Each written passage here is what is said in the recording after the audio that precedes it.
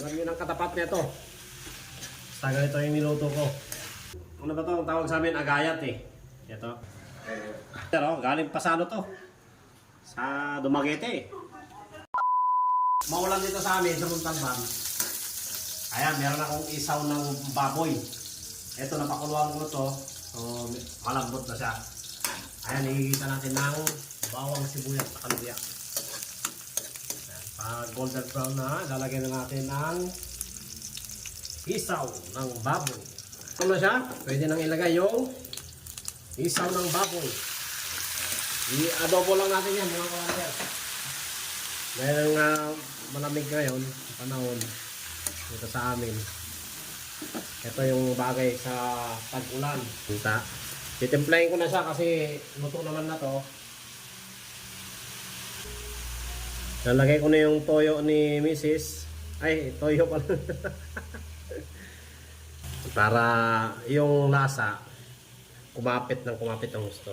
Lagyan natin ng suka. Saka 1,000 magic sarap. Siyempre yung asin, dahil nga may toyo na, konting asin lang, baka maalat, no?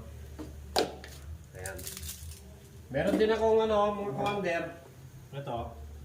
Bumili ako ng sitaw, yung ano ba ito, ang tawag sa amin, agayat eh. Ito. Buto ng sitaw. Tama-tama to sa tag-ulan.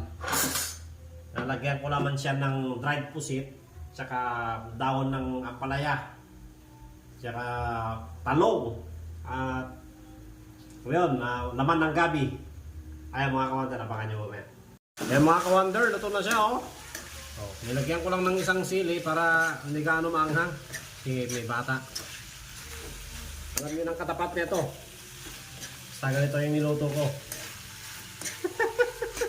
Ayan mga kawander, so nagluto tayo ng beans ng sitaw. Ito na yung ano ko kanina oh. Lagyan ko na siya ng laman ng gabi. Kaya lalagay ko na yung talong.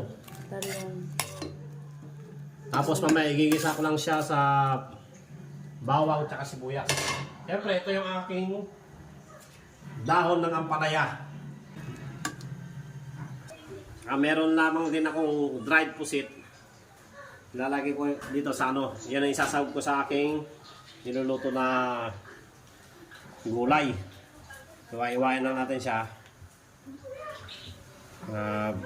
Ayan, siguro lalaki. Masyado malalaki. Pero galing pa sa ano to? Sa Dumaguete. Bisaya.